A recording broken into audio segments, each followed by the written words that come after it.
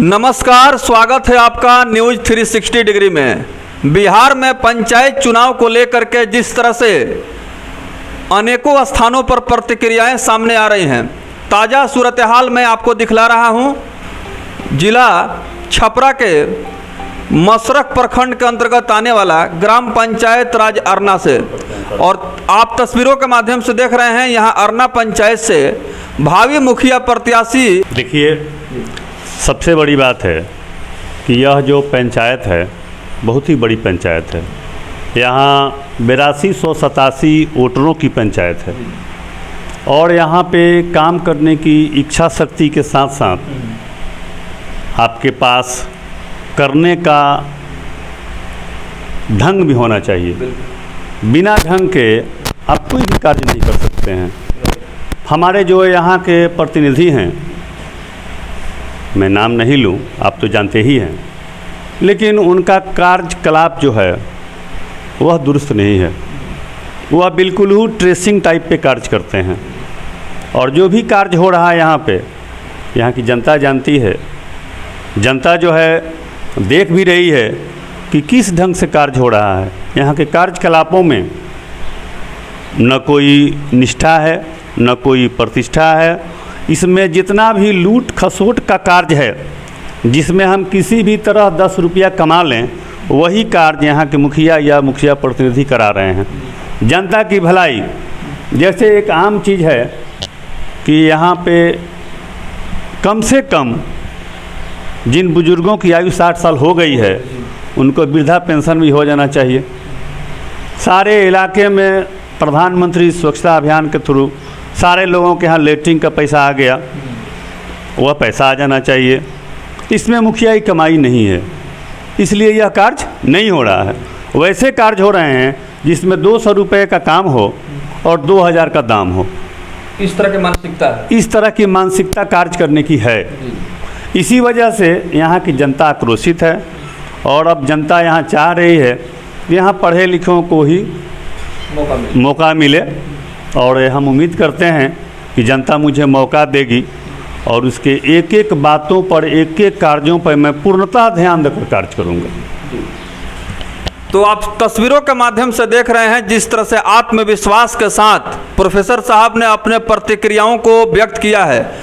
तो कहीं ना कहीं पंचायत की बिगड़ी हुई व्यवस्था को सुधारने का इनके पास एक सोच है कि जो धरातल पर समस्या सामने आ रही है व्यवहारिक रूप में, सबसे पहले जनता को इससे मुक्ति दिलाई जाए। प्रोफेसर साहब, रजिया सुल्तान की बात करें, चूँकि महिला हैं और आप उनके सहयोगी हैं, आप क्षेत्र में भ्रमण कर रहे हैं, लोगों से संपर्क करने के बाद जनसंपर्क अभियान के क्रम में आपको क्या अनुभूति हो रही है जनता की जो समस्या सामने आ रही है? देखिए, सबसे तो पहले मुझे इस बात का अफसोस हो रहा है कि यहाँ समाज के जो अंतिम पंक्ति के लोग हैं, उनको न्याय के नाम पर जीरो टॉलरेंस है।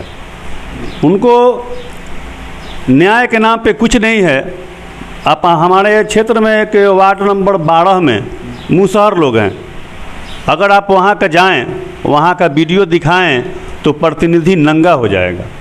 ये स्थिति है, ये परिस्थिति है। न उनके खाने का ठीक है, न रहने का ठीक है। जो समाज के अंतिम पंक्ति के लिए जिनके सरकार रुपया बोरा में भर के भेजती है, उनका कुछ न्यारा नहीं हो पाया है।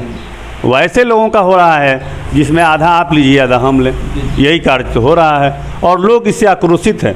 लोग चाह रहा है कि किसी पढ़े लिखे के हाथ में जाए जिसके यहाँ सबका मान सम्मान हो, और वहाँ चिन्हित लोगों का मान सम्मान होता है, चिन्हित लोगों का कार्य होता है। और मैं जब हमारे यहाँ प्रतिनिधि आएगा, इस बार की कृपा रही तो ये समझ लीजिए कि मेरे यहाँ जो भी लोग आएंगे, सारे लोगों का एक मान सम्मान होगा, एक नज़रों से देखा जाएगा और उनकी सारी समस्याओं पर विचार करके उस पर कार्य किया जाएगा।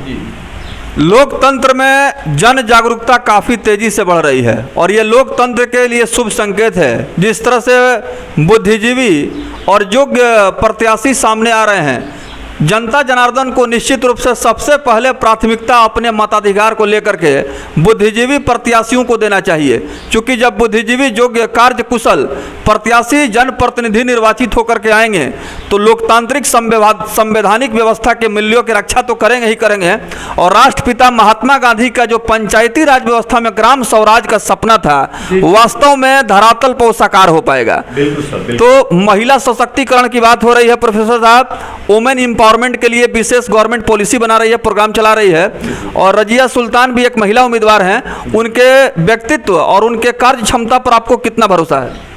देखिए, उनके व्यक्तित्व और उनके कार्य क्षमता पर मुझे पूर्ण भरोसा है कि उनके साथ से सबके लिए न्याय, सबका साथ और सबका विकास जो लोगो है उस लोगों पर काम करेगी। बिल्कुल, ये मतलब उनका सपना है। जी जी जी जी जी इस लोगों पे उनका सपना है कि इस पे हम कार्य करें, और कथनी और कहनी में अंतर नहीं होगा। ईश्वर ने चाहा तो कथनी और करनी में कोई अंतर नहीं होगा।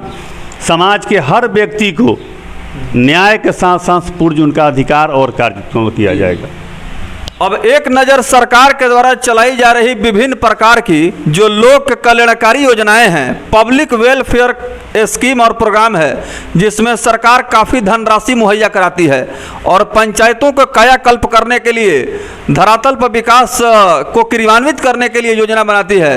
दुर्भाग्य की बात है कि जब अरना पंचायत में हमारी मीडिया की टीम ने जायजा लिया और यहाँ के जनता से हम लोगों ने इस पर प्रश्न पूछा तो लोग जो है कहीं ना कहीं काफ़ी उदास, मायूस और निराश दिखाई दिए, और वर्तमान व्यवस्था से काफ़ी उन्होंने हम कह सकते हैं एक तरह से कहा जाए कि अपने बातों को होपलेस अंदाज में रखा। तो इस निराशा के भाव से कैसे आप निजात दिलाएंगे?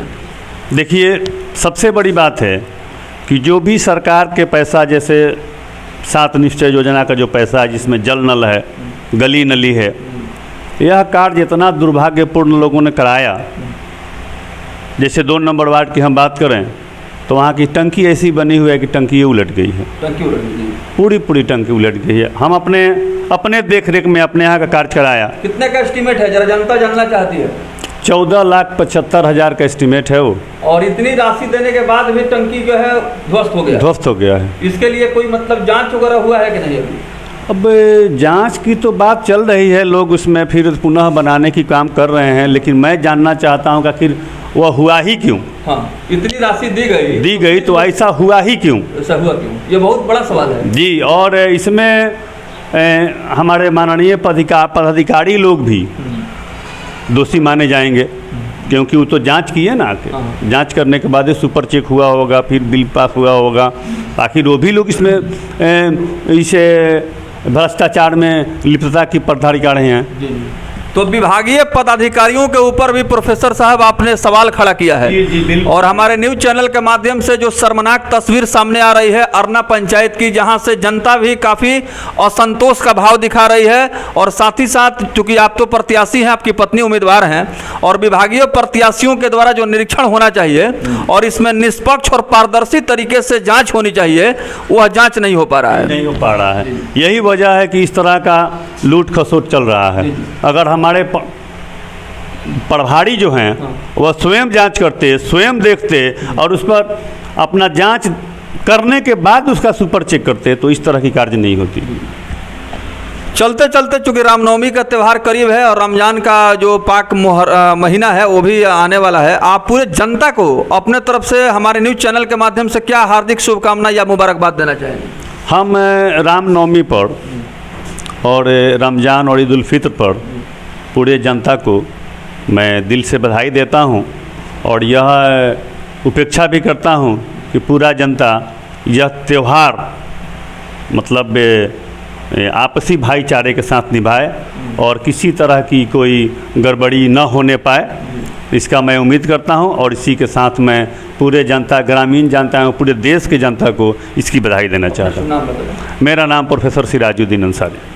ये थे प्रोफेसर सिराजुद्दीन अंसारी, जो हेड ऑफ डिपार्टमेंट उर्दू विभागाध्यक्ष हैं और बहादुरपुर इंटरमीडिएट कॉलेज में वर्तमान समय में पदस्थापित हैं। अरना पंचायत के चहुमुखी विकास को लेकर के इनका सपना है कि एक बार अगर हमारे धर्मपत्नी को जन सेवा करने का सौभाग्य मिलता है तो पूरे पंचायत अरना में न्याय के साथ विकास का काम होगा और सरकारी योजनाओं को हर संभव धरातल पर क्रियान्वित करने का सकारात्मक प्रयास होगा, जिसमें कि पंचायती राज व्यवस्था में सरकारी योजनाओं का अधिक से अधिक लाभ जनता जनार्दन तक मिल सके।